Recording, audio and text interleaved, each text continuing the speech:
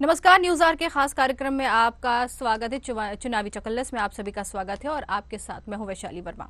आज इस कार्यक्रम में हम बात करेंगे बेटमा जिले के देपालपुर विधानसभा की, जहां न्यूज आवर संवाददाता ने विधानसभा चुनाव के दरमियान स्थानीय नेताओं और मौजूद जनता से चकल्लस की। तो आइए चलते हैं देपालपुर विधानसभा के से भाजपा एवं कांग्रेस अपने पूरे अंतिम चरण में प्रचार प्रसार में हैं। भाजपा ने फिर से पूर्व विधायक मनोज पटेल पे अपना भरोसा जताया और कांग्रेस ने भी अपने वर्तमान विधायक विशाल जगदीश पटेल पे भरोसा जताया। दोनों की जो बिसाते हैं बीच गई है, जगह जगह गांवों में जनसंपर्क किया जा रहा है। इस बार हमारे साथ में कांग्रेस से भी मौजूद है और भाजपा से मौजूद है, कुछ यहाँ के गाँव के भी है। इनसे हम जानेंगे किन मुद्दों पे जनता के बीच जा रहे हैं और जनता किसे आशीर्वाद देगी और इस बार किसके सर पे सात ताज सजाएगी, क्योंकि कांग्रेस हो या बीजेपी दोनों ही पार्टी अपनी अपनी पूर्ण बहुमत की सरकार बनाने का दावा कर रही है। पर देपालपुर विधानसभा में यहाँ की जो जनता जनार्दन है वो किसके सर पे ताज सजाएगी, ये हम जानेंगे। इस बार कांग्रेस प्रत्याशी विशाल जगदीश पटेल फिर से कांग्रेस ने उन पर भरोसा जताया आला कमान ने और फिर से वो जनता के बीच जा रहे हैं। किन मुद्दों के साथ जा रहे हैं और क्या रहेगा आपका? हमारे जो पिछली बार भी विधायक रहे, पूर्व विधायक रहे और अभी भी उनको टिकट भरोसा कांग्रेस पार्टी ने जताया और कांग्रेस पार्टी की जो विचारधारा है वो सबको साथ में लेने की विचारधारा है और वही काम पे हमारे विधायक जी खरे उतरे हैं। उन्होंने यहाँ भी जनता के सुख दुख से लेके विकास से लेके और शासन की जो योजना अभी जो कांग्रेस के वो है घोषणा पत्र, वो भी पूरी जनता के फायदे के लिए है। महिलाओं से लेके बच्चों के से लेके किसानों के लिए भी बहुत सारी योजना है। और कमलनाथ जी ने पिछले 14 महीने की सरकार में सभी योजनाओं पे अमल करवा दिया था। किसान ऋण हो या महिला को जो पेंशन वाली हो, सभी पे काम कर चुकी है पार्टी और उसी आधार पे वापस वोट मांगने के लिए जनता के बीच में है। पूर्व विधायक जी भी है सामने, उनको भी टिकट दिया हुआ है और वर्तमान विधायक जी वो भी आज की तारीख में जनता का खूब भरपूर आशीर्वाद लेकर मैदान में है। कांग्रेस का कहना है कि जनता कांग्रेस के साथ है। भाजपा ने फिर मनोज जी पटेल पे भरोसा जताया और जनता के बीच जा रहे हैं। क्या आपके मेन मुद्दे रहेंगे और किस मुद्दों पे आप चुनाव लड़ रहे हैं? सबसे पहले तो जय श्री राम। निश्चित ही इस देपालपुर विधानसभा की धरा पर भारतीय जनता पार्टी का कमल पुनः खिलेगा। जनता अपना मानस पूर्व में ही बना चुकी है। जनता निश्चित कर चुकी है कि उसे किसे बिठाना और किसे आगे लाना है। पूर्व में कुछ गलतियां हुई, हमसे भी हो सकती है, जनता से भी हो सकती है और हम जनमानस से भी हो सकती है या हमारे नेताओं से भी हो सकती है। हमने उन सभी चीज़ों को आगे छोड़ते हुए आगे बढ़े हैं और इस नगर की इस विधानसभा को, चाहे किसानी का मामला हो, खेती का मामला हो, विद्युत का मामला हो, निर्बाध पानी की आपूर्ति का मामला हो, सड़कों का जाल हो, स्वास्थ्य के क्षेत्र में भी हम बेहतर करना चाहते थे। हम कुछ कर नहीं, उसमें इतना बेहतर नहीं कर पाए क्योंकि कोरोना काल के कारण फंडिंग की अव्यवस्था थी। कोरोना में जब कोई भी व्यक्ति इस विधानसभा में नहीं घूम रहा था, तब इस क्षेत्र के पूर्व विधायक मनोज निर्भय सिंह पटेल, किसानों के तोल काटे की बात हो, किसानों के मुद्दों की बात हो, किसानों का गेहूं जब उनके खेतों में कम भावों में बिक रहा था तब उस गेहूं की खरीदी की बात हो, एमएसपी की बात हो, उन्होंने अपनी बात दमदारी से रखी और गांव-गांव नगर-नगर भ्रमण किया। सीधा सीधा भाजपा का कहना है कि वो विकास के नाम पे वोट मांग रही है और विकास के मुद्दे पे ही जनता के बीच में फिर से जाएगी। और 15 महीनों की जब कांग्रेस की सरकार थी तो 15 महीनों की कांग्रेस की सरकार में उन्होंने क्या विकास किए है, ये बताएं।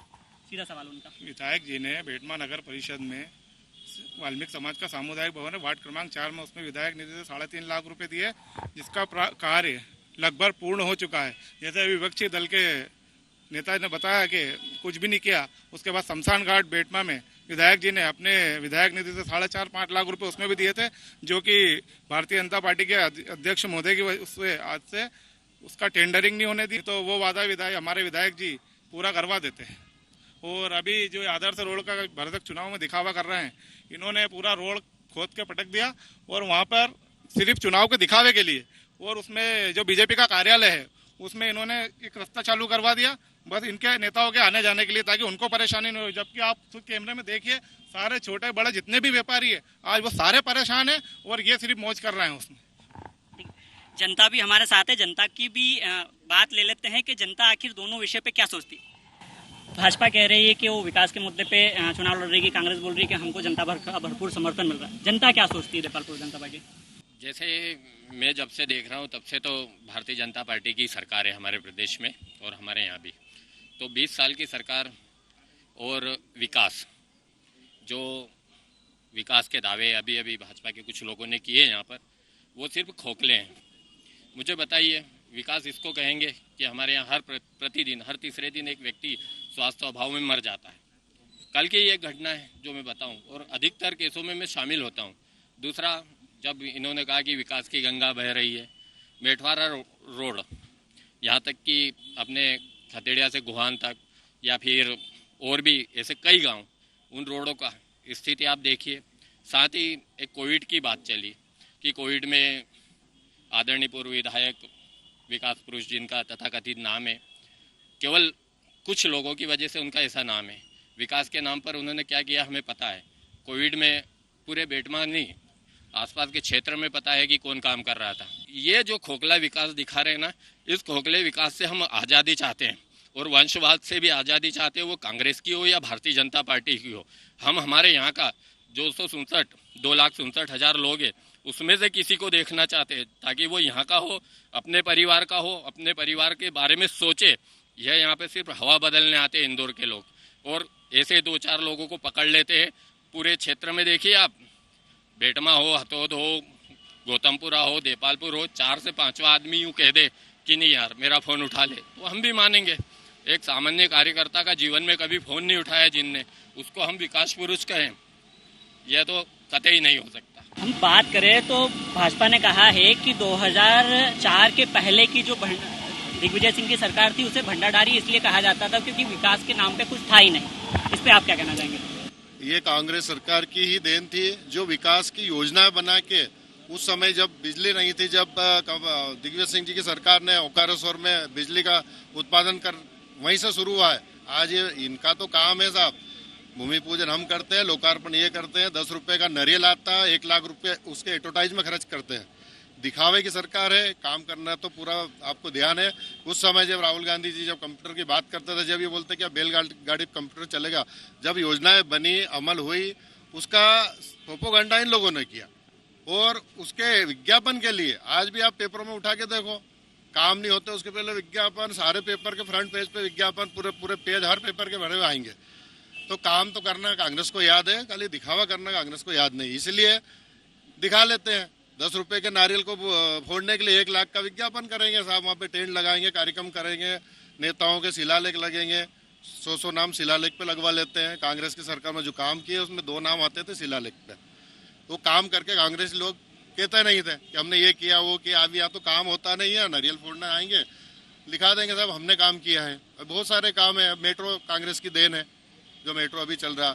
महाकाल लोक कमलनाथ जी की देन है, उसका तो प्रूफ है, उसको भी भुना लिया था। वो तो अच्छा हुआ कि उसमें आ गया अपने टीवी में, तो लोगों को पता लगा कि महाकाल लोक किसने बनाया, जबकि उसको भी भुना चुके थे कि साहब हमने बनाया महाकाल लोक। और किसानों की समृद्धि, अब देश आजाद हुआ, जब किसानों की क्या हालत थी उस समय, न तो बिजली के कोई नाम पे कोई गाँव में कंडेल लगते थे, जब कांग्रेस लाई थी वो बिजली। सड़कों की जब नींव नहीं थी, जो नींव बनाना बड़ी बात होती है, नींव के ऊपर बिल्डिंग बनाना बड़ी बात नहीं होती है, नींव तो कांग्रेस नहीं दी है भाई। आप वो ठीक है, उसके ऊपर रोड पे रोड बनाया जाओ, वो थोड़ी दिखेगा। जब उस समय कुछ समझते नहीं थे, जंगल होते थे, वहां से नर्मदा की योजना, किस समय जब इंदौर में नर्मदा का पानी पी रहे थे लोग, ये आज भी कोई से पूछोगे तो वो तो आज ही कहेंगे साहब बीजेपी ने बनाई। जब उस समय नर्मदा को लाना बहुत बड़ी बात थी, कोई सोच भी नहीं सकता था कि नर्मदा इतने पहाड़ों पर चढ़ के इंदौर में पानी पिला लेंगे शहर को। ये योजना है, बड़ी बड़ी योजना है। जहाँ से तुम ज्ञान बांट रहे हो वो स्कूल भी कांग्रेस की देन है, जहाँ तुम इलाज करा रहे हो वो भी कांग्रेस की देन है। मेरे को नई कोई चीज बता दो, कोई बीजेपी के शासन में कोई बड़े कॉलेज, बड़े स्कूल, बड़े इंस्टीट्यूट डले हों, सब उसी समय ही बने हुए। कांग्रेस का कहना है कि जो योजनाएं कांग्रेस ने लागू की उस पे ही सिर्फ बीजेपी ने अपना क्रियान्वयन किया है, जो बड़ी बड़ी योजनाएं हैं सब वो कांग्रेस की देन है। इस विषय में आप क्या कहेंगे? जय श्री राम। बीजेपी के ऊपर अगर कांग्रेस इस तरह का कोई एलिगेंस लगा रही है कि हमने योजनाएं, तो पहली बात तो ये यहीं खत्म हो जाती है कि पिछले 20 साल से मध्य प्रदेश में भारतीय जनता पार्टी की सरकार है। और 15 महीने में अगर ये कह रहे हैं कि हमने योजनाएं लागू की और योजनाओं को हम बना रहे हैं, तो वो योजनाएं कहीं ना कहीं हमारी सरकार द्वारा ही लागू की गई होगी। रही बात महाकाल लोक की, अभी हमारे बड़े आदरणीय भाई साहब ने कहा कि महाकाल लोक कमलनाथ जी द्वारा मतलब उसको स्थापना करने का कहा गया था, पर सबको सर्वविदित है, पेपरों में आपने भी देखा, आप तो मीडिया का पूरा कवरेज देखते हैं कि उसी महाकाल लोक की आरती के लिए कमलनाथ जी ने रोक लगाई थी कि अजान में डिस्टर्ब होता है, इसलिए आरती के स्पीकर बंद किए जाएं।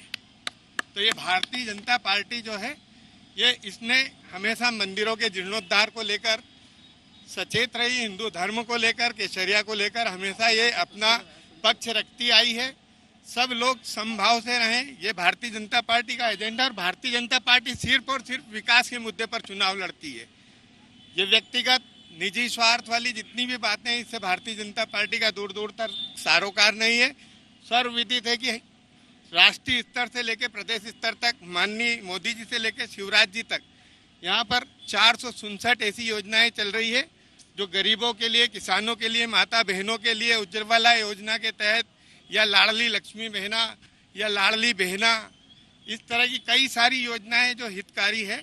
और सिर्फ भारतीय जनता पार्टी विकास को पहचानती है, विकास का मादा रखती है, विकास को किया है।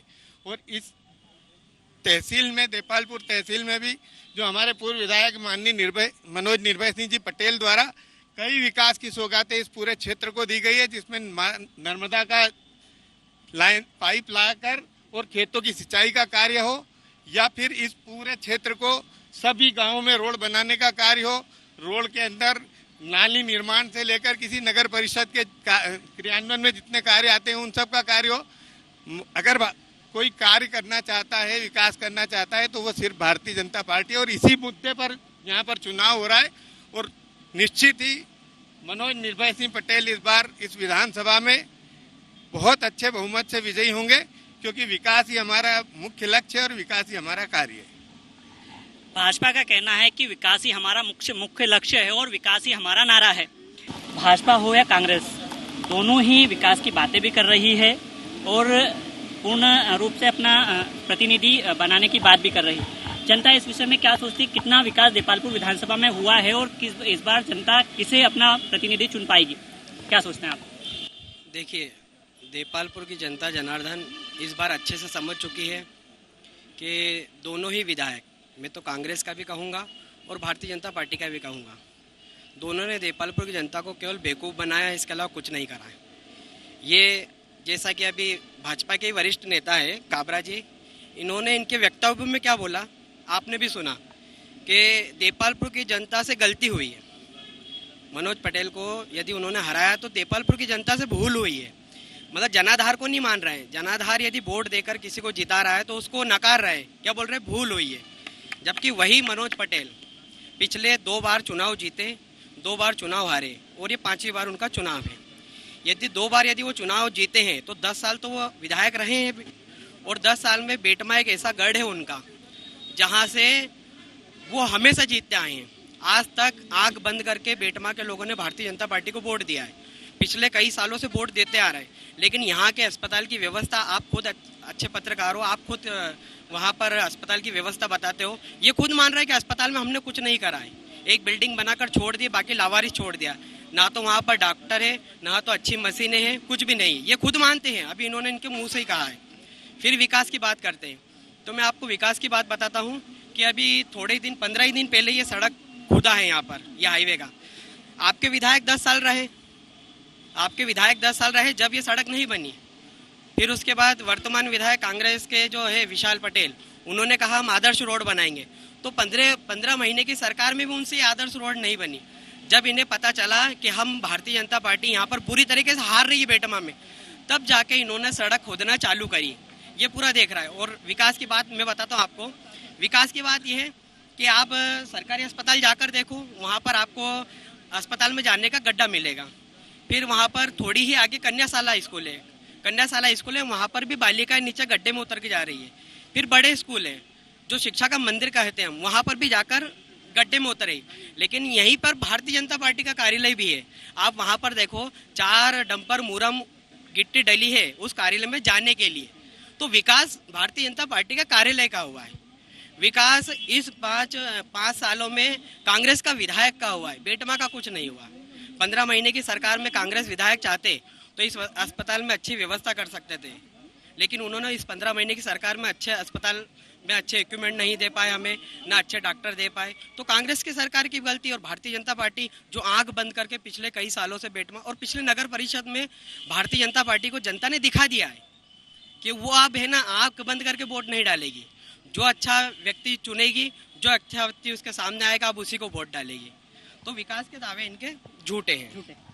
जैसा कि जनता ने बताया कि 5 साल जो विधायक है उन्होंने 15 महीने की सरकार में भी और 5 साल में भी विकास के नाम पे कुछ नहीं किया, इसमें आप क्या कहेंगे?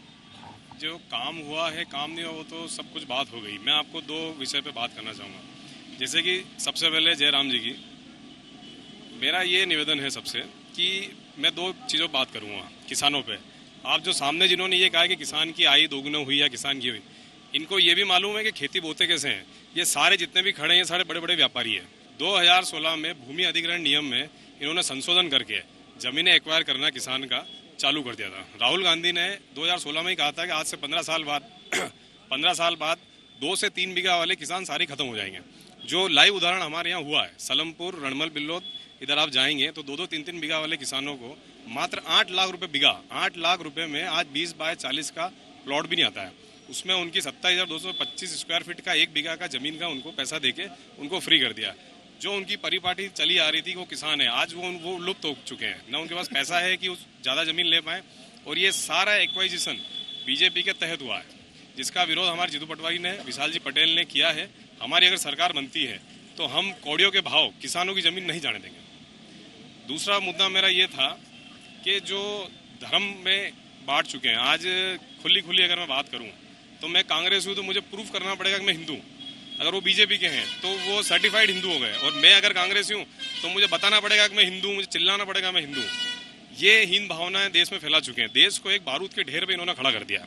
जो आने वाले 15 साल बाद बहुत परेशानी आएगी, हिंदू मुसलमान के झगड़े होंगे और सारी चीजें आपको साफ साफ दिख रहा है। कांग्रेस का कहना है कि यहाँ पर जितने भी है व्यापारी है, जमीनी स्तर पे जो किसान है उनको पता भी नहीं है और किसानी कैसे की जाती है, और काली बिल्लोद, रणमन बिल्लोद की बहुत सारी जमीन एक्वायर कर ली गई है। उस विषय पे आप क्या कहेंगे? आप तो काली बिल्लोद सरपंच भी रहे हैं। काली बिल्लोद की जो जमीन का एक्वायरेशन 2004 में मध्य प्रदेश शासन ने जो किया था, वहाँ पर बहुत सारी इंडस्ट्री और मध्य प्रदेश का सबसे बड़ा फार्मा जोन विकसित हुआ है, जहाँ पर कई लोगों को, वहाँ के स्थानीय लोगों से लगा के सब लोगों को रोजगार मिला है। और उसका कहीं न कहीं बेनिफिट मिला। जब कोरोना जैसी महामारी हो गई, उस समय उस फार्मा जोन और काली बिल्लोद की 2004 में जो जमीन अधिग्रहण करी थी, उसमें जो इंडस्ट्री सिप्ला और ये बनी, उन्हीं लोगों ने पूरे देश और विदेश में यहाँ से दवाई बना के पूरे क्षेत्र और वर्ल्ड तक सप्लाई करी है, जिससे कि कोरोना जैसी भयंकर वैश्विक महामारी में हमें उसका फायदा मिला है। 2023 तक में भी भाजपा की सरकार आ रही है, और अब बात का जवाब देना चाहते हैं। मैं, जैसे हमारे सरपंच साहब गणेश जी ने बोला कि औद्योगिक क्षेत्र है पीथमपुर, यहाँ पर पूर्व विधायक 10 साल विधायक रहे, वर्तमान विधायक 5 साल विधायक रहे। मैं दोनों विधायक की बात करूँगा, है ना। उपाध्यक्ष का जो मैंने वोट डाला है उस पर भी आप मुझे पूछने में जवाब दूंगा। तो 10 साल ये विधायक रहे, 5 साल कांग्रेस के विधायक रहे, और पूर्व विधायक मनोज जी पटेल को उप मुख्यमंत्री बोला जाता है। देपालपुर में आम जनमानस उनको उप मुख्यमंत्री बोलता है। उस मुख्यमंत्री के क्षेत्र में, देपालपुर में इंडस्ट्रियल एरिया पीथमपुर आता है, गणेश सरपंच के क्षेत्र में कुटी आता है, उस कुटी में औद्योगिक क्षेत्र है। मैं कंप्यूटर व्यवसायी हूँ, मैं रिज्यूम बनाता हूँ लोगों के, लोग डलवाते हैं उस रिज्यूम में उज्जैन का रहने वाला हूँ, धार का रहने वाला हूँ, बंडेगर का रहने वाला हूँ। जब मैं बोलता हूँ कि आप बेटमा के हो, देपालपुर के हो, गौतमपुरा के, हाथोद के हो, मेटवाड़ा के हो, झलारिया के हो, ये क्यों नहीं लिखाते? बोले नहीं, हमको भगा देते हैं, बोले आप लोकल हो। तो ये 10 साल से जब उप मुख्यमंत्री बन के बैठे, अपने मुंह से बोलते हैं कि मैं मिनी सीएम। यदि मैं उप मुख्यमंत्री हूँ तो पीथमपुर में जाकर उप मुख्यमंत्री ने ये क्यों नहीं कहा कि भाई मेरे क्षेत्र का एक बेरोजगार व्यक्ति आएगा तो आप उसे यूं नहीं कहोगे कि देपालपुर क्षेत्र का है। तो यदि देपालपुर क्षेत्र का कोई भी व्यक्ति आया तो आप उसे नौकरी पे रखोगे? नहीं रखा इन्होंने। फिर पेवर्स की बात करी इन्होंने। पूरे बेटमा को पता है कि कन्याशाला में पेवर्स समाज के लोगों ने पैसे भेला करके लगाए थे। उस पेवर को किसने उखड़ा ये भी आप पता कर लेना। उस पेवर को उखड़ा के किसने लगा ये भी पता कर लेना। फिर इन्होंने बोला कि अपने आप को जनता मानते हैं। उन्होंने नगर परिषद में उपाध्यक्ष दिया, कांग्रेस में को वोट डाला। जब मनोज पटेल का टिकट हुआ तब जाके ये रोड सैंक्शन हुआ है। 20 साल से मनोज जी पटेल यहाँ क्षेत्र में है, 10 साल से विशाल पटेल इस क्षेत्र में, 5 साल से विशाल पटेल इस क्षेत्र में, लेकिन 20 साल उनके, 5 इनके, 25 सालों में ये सड़क नहीं बनी। विकास विरोध बोल रहे हैं ना कि विकास देखने से दिखता है, तो हम तो देख रहे हैं विकास। 25 सालों से 30 सालों से हम बेटमा में रह रहे हैं, लेकिन ये सड़क नहीं बनी। 30 सालों से इस बेटमा में रह रहे हैं, लेकिन अस्पताल के लिए किसी ने आवाज नहीं उठाई, यहाँ डॉक्टर नहीं है। 30 सालों से हम यहाँ पर रह रहे हैं, लेकिन ना तो विशाल पटेल ने कभी युवाओं के लिए बोला कि पीथमपुर में किसी अधिकारी से जाकर बोला कि भैया मेरे क्षेत्र का आदमी है, इसको नौकरी पे रखोगे आप। ना तो मनोज पटेल ने कभी बोला कि मेरे क्षेत्र का युवा, इसको आप नौकरी रखो। युवा दर दर भटक रहा है, दर भटक रहा है युवा। और हम देखेंगे कि जिस प्रकार से उन्होंने कहा है कि कांग्रेस के ही दरबार जी है जिनको पता है सारी चीजें कि यहाँ के लोगों को रोजगार दिया जा रहा है, पर हम जो निर्दलीय है उनसे पूछेंगे कि किस प्रकार का रोजगार की उन्होंने मुद्दा उठाया था, कितने प्रतिशत लोगों को रोजगार दिया है और कितने ही आजकल युवा जो है बेरोजगार घूम रहा है। देखिए, जैसे सरपंच साहब ने उनके मुंह से ही बोला है कि यदि इस पीथमपुर क्षेत्र में, औद्योगिक क्षेत्र में यदि किसी को काम चाहिए तो उसको योग्य होना पड़ेगा, ईमानदार होना पड़ेगा, अच्छी शिक्षा होनी पड़ेगी। उनके मुंह से ही बोल रहे हैं वो कि देपालपुर के युवा योग्य नहीं है, ईमानदार नहीं है और अच्छे शिक्षित नहीं है। मतलब देपालपुर के युवा बेईमान है, ये उनके मुंह से बोल रहे हैं। और ये खुद मान रहे हैं कि 18 सालों से भारतीय जनता पार्टी की सरकार होने की वजह से हम अच्छी शिक्षा नहीं दे पाए, इसलिए वहाँ पर उनको रोजगार नहीं है। मैंने नहीं बोला ये, आपने पूछा सवाल, उन्होंने बोला कि अच्छी स्किल नहीं है, टेक्निकल स्किल नहीं है। 18 साल का मुख्यमंत्री, भारतीय जनता पार्टी का मिनी सीएम और कांग्रेस का ही बोलूँगा मैं, दोनों का बोलूँगा, 5 साल कांग्रेस के विधायक, ये होने के बावजूद अच्छी शिक्षा, टेक्निकल शिक्षा नहीं दे पाए। आप खुद सोच लिया टेक्निकल शिक्षा क्यों नहीं दे पाई है, जब 18 साल से इनका मुख्यमंत्री है। बेटमा जैसे कस्बे में सब जा रहे हैं, बोलेंगे ना कांग्रेस का विधायक दोनों होते हैं, तो ये खुद मानते हैं कि हम अच्छी शिक्षा नहीं दे पाए। तो हमारा एक ही मुद्दा है, अच्छी शिक्षा हो, अच्छा रोजगार हो, अच्छा स्वास्थ्य हो। ये सरपंच साहब ने खुद बोला है कि पीथमपुर में नौकरी करने के लिए हमको ईमानदार और अच्छे और योग्य व्यक्ति चाहिए। मतलब देपालपुर में अच्छे, ईमानदार और योग्य युवा है ही नहीं। तो मेरा युवाओं से यही निवेदन है कि आपने मेरे से पहले जब गणेश जी सरपंच की जब वक्तव्य सुना होगा तो आपने ये बात जरूर सोची होगी कि वो आपको बेईमान बोल रहे हैं। तो आप खुद सोच लो कि आपको किन के साथ खड़े होना है।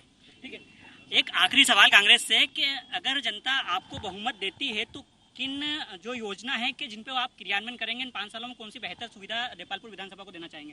कांग्रेस ने बहुत सारी योजनाएं युवाओं के लिए और उद्योगों के लिए बहुत सारी योजना बना के, जो कमलनाथ जी का जो आपने अभी देखा है। नहीं, कमलनाथ जी ने आपके विधायक ऐसी क्या देपालपुर विधानसभा को क्या क्या नहीं है सौगातें देंगे? विधायक जी ने तो जैसे ही विधायक जी सरकार बनी वैसे ही यहाँ पे एक बहुत बड़ी मंडी लाने वाले थे, जिसमें यहाँ पे हजारों लोगों को रोजगार मिलता। कई लोग उसमें कर्मचारी बन जाते हैं, कई लोग हमाली कर लेते, कई उसमें ऑडिट का काम कर लेते हैं। बहुत बड़ी योजना वो थी। दूसरी एक फिल्म सिटी भी लाने वाले थे, दोनों की घोषणा हो चुकी थी, मैप पे काम हो चुका था, लेकिन कहीं न कहीं सरकार रही नहीं। इसका दुर्भाग्य रहा क्षेत्र का कि सरकार रहती तो ये दोनों चीज अमल हो जाती। आज ये बात विषय उठने की जरूरत नहीं पड़ती, इतने रोजगार आते हैं यहाँ पे, आप कल्पना भी नहीं कर सकते थे उसका। ठीक है, कांग्रेस का कहना है कि अगर विधायक आए तो फिल्म सिटी, उद्योग के लिए फिल्म सिटी और एक बड़ी मंडी। अगर आपके विधायक बनते हैं, भाजपा से बनते हैं, तो ऐसी देपालपुर विधानसभा को क्या बड़ी सौगात देना चाहेंगे और क्या मुद्दा रहेगा? 1 मिनट में। देपालपुर के लिए उन्होंने एक तो ये कहा है कि इंदौर से लगाकर गौतमपुरा होते हुए गौतमपुरा तक की 4 लेन सड़क वो देंगे। सबसे पहला इंगोरिया तक जाएगी, ये 4 लेन सड़क का उन्होंने बोला है। फिर नर्मदा का द्वितीय चरण सिंचाई के लिए आएगा, उसमें जो शेष बचे 115 गांव हैं, वहाँ सभी गांवों में भी सिंचाई के लिए भरपूर जल उपलब्ध होगा। इसके साथ ही जो यहाँ की दोनों प्रमुख नदियाँ हैं उन पर स्टॉप डैम की सीरीज बनाकर उसमें और नर्मदा के द्वितीय चरण का जल भी उसमें छोड़ा जाएगा, ताकि यहाँ पर किसान की थोड़ी सी भी जो भूमि है वो असिंचित नहीं रहे और जो हमारा उद्देश्य है कि किसान खुशहाल रहे उसकी पूर्ति होगी। इसके अलावा इस विधानसभा में 10 सीएम राइज स्कूल बनेंगे, ये भी शिवराज जी और हमारे मनोज जी की घोषणा है। इस तरह से उन्होंने विकास, सर्वांगीण विकास की जो सभी महत्वपूर्ण चीजें होती है उसको शामिल करते हुए, और साथ ही मैं बताना चाहूंगा कि फरवरी में शिवराज जी आए थे, उन्होंने जो तीनों प्रमुख घोषणाएं की थी, 4 महीने के अंदर सड़क भी यहाँ की बन रही है और उसका टेंडर अभी चुनाव होने के बाद में नहीं हुआ है, टेंडर मई में हो चुका है सड़क का। महाविद्यालय अगले वर्ष का बोला था, अभी खुल चुका है और साथ में तहसील की भी प्रशासकीय स्वीकृति हो चुकी है, वो भी चुनाव होते ही उसका भी सब कुछ हो जाएगा। तो जो भी बातें हमने की है 1 वर्ष बाद की थी, लेकिन 6 महीने के अंदर ही हमने उस पर अमल कर दिया है। उन्होंने ऐसे कई तुष्टिकरण वाले आदेश दिए थे कि एक धर्म विशेष के पुजारियों को ही मासिक रूप से तनख्वाह सरकार की तरफ से दी जाएगी, ये आदेश दिया था। फिर वंदे मातरम को हटाने का आदेश किसने दिया था कि किसी भी कार्यक्रम से पहले वंदे मातरम का गायन नहीं होगा, तो ये तुष्टिकरण किसने किया था, ये आप पूछिए। बड़ा सवाल कांग्रेस ने बीजेपी ने उठाया कि इनसे आप नीलेश जी उपाध्याय हैं, आप ब्राह्मण समाज से ताल्लुक रखते हैं, आपको ये जानकारी होगी कि जिस भी मंदिर का पुजारी होता है उसको कोई सरकार द्वारा तनख्वाह नहीं दी जाती है, उसको सरकारी जमीन दी जाती है उसके भरण पोषण के लिए, जो कम से कम 10 बीघा होती है। उनको इस चीज़ की जानकारी होनी चाहिए। दूसरा सवाल उन्होंने बताया कि शासकीय कार्यालय से भगवान की मैं फिर कहना चाहूंगा, ऐसा लिखित में अगर है क्या इनके पास, लिखित में कहीं शासकीय ऑर्डर है क्या इनके पास कि सारी सरकारी विभागों से भगवान की तस्वीर हटा दे, वंदे मातरम हटा दे, तो मुझे बताएं। ये सब कहीं कांग्रेस भी अपने मुद्दे लेकर चल रही है जनता के बीच में, और भाजपा भी अपने मुद्दे लेके विकास के मुद्दे और बातों को लेकर चल रही है। अब देखना होगा कि देपालपुर विधानसभा की जनता किसको अपना सर पे ताज सजाती है और किसे अपना जनप्रतिनिधि बनाती है।